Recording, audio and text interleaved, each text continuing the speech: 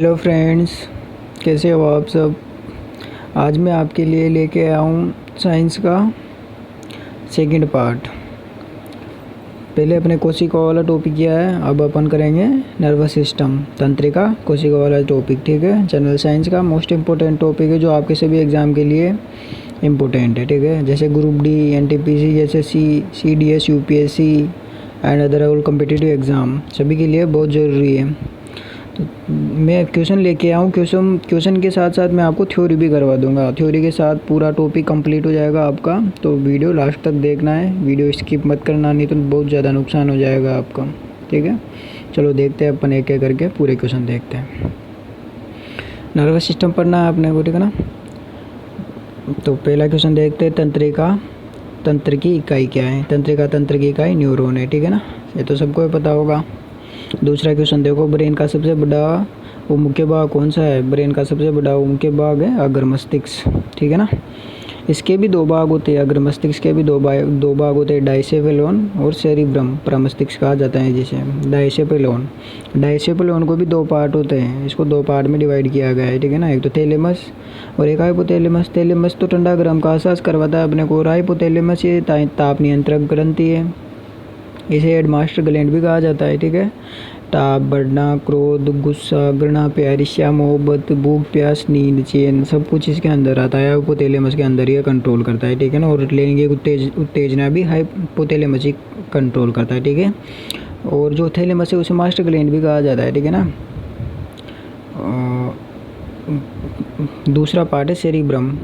अग्र मस्तिष्क का दूसरा पार्ट सेरिब्रम है, जो आत्मा, विचार, चिंता, बुद्धि, गंध, नाक, स्वाद, जीवा व स्पर्श आदि पर कंट्रोल करता है। जैसे अपने को गंध आ रही है तो उसको कौन कंट्रोल कर रहा है, सेरिब्रम प्रमस्तिष्क कंट्रोल करता है उसको। और स्वाद, जीभ को भी सेरिब्रम ही कंट्रोल करता है, और अपनी त्वचा को भी सेरिब्रम ही कंट्रोल करता है। ठीक है, इसके साथ दो और पॉइंट देख लो आप। तुंगल बीमारी है ना, अधिक ऊंचाई पर होती है, इसका कारण ऑक्सीजन का निम्नांशिक दबाव होता है। ठीक है, बहुत इंपॉर्टेंट क्वेश्चन है, एग्जाम में आया हुआ है, एक्स्ट्रा पॉइंट है आपके लिए। और एक और देख लो, फास्फोरस की अधिकता से गुर्दे की विफलता निष्क्रियता होती है। ठीक है, दूसरा पार्ट देखते हैं, दूसरे क्वेश्चन देखते हैं। नेक्स्ट क्वेश्चन देखो, दिखाई देना आँख, सुनाई देना कान, दोनों पर किसका नियंत्रण होता है। मस्तिष्क के कौन से भाग का नियंत्रण होता है। ठीक है, तो मध्य मस्तिष्क का इन दोनों पर नियंत्रण होता है। कार्पोरा क्वाड्रिजेमिना द्वारा सुनाई और दिखाई देने पर नियंत्रण किया जाता है। मध्य मस्तिष्क का भाग होता है ये भी, कार्पोरा क्वाड्रिजेमिना। ठीक है, देखने और सुनने की क्षमता मध्य मस्तिष्क द्वारा नियंत्रण की जाती है। मध्य मस्तिष्क का सेकंड पार्ट सेरिबेलल पेंडल होता है, इसका मुख्य कार्य मस्तिष्क के सभी भागों को मेरुरज्जु से जोड़ना होता है। ठीक है ना, और मेरुरज्जु से जोड़ना होता है। नेक्स्ट क्वेश्चन देखो, पश्च मस्तिष्क के कितने भाग होते हैं। पश्च मस्तिष्क के दो भाग होते हैं, सेरिबेलम अनुमस्तिष्क बोला जाता है जिसे, और मेडुला ऑब्लांगेटा।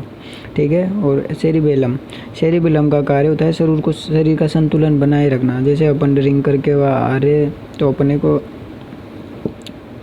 जो संतुलन बनाए रखती है ना अपनी बॉडी, तो वो सेरिबेलम के कारण बनाए रखती है। ठीक है ना, ऐच्छिक क्रियाओं पर नियंत्रण भी सेरिबेलम का होता है। अनुमस्तिष्क का जो पश्च मस्तिष्क का भाग होता है, इसे छोटा दिमाग भी कहते हैं, सेरिबेलम को छोटा दिमाग कहते हैं। और मेडुला ऑब्लांगेटा अनेक क्रियाओं पर नियंत्रण करता है। ठीक है, और ऐच्छिक पर सेरिबेलम करता है।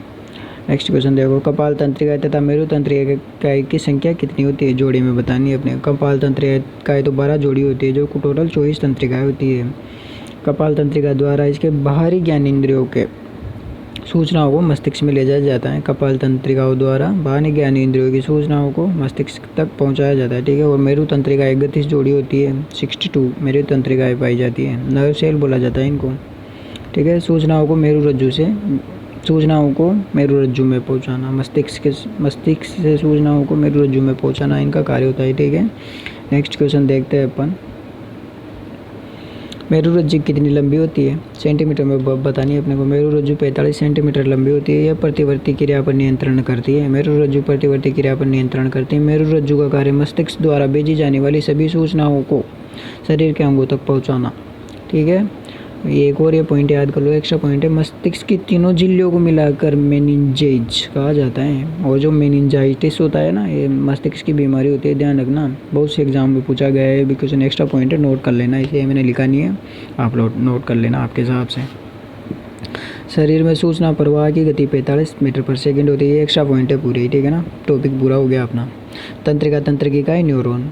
मनुष्य का मस्तिष्क अस्थियों के खोल क्रेनियम में बंद होता है, ब्रेन क्रेनियम में बंद होता है, ठीक है। ये भी बहुत से एग्जाम में पूछा गया है, मोस्ट इंपॉर्टेंट है, याद रखना आपको, ये दोनों इंपॉर्टेंट है।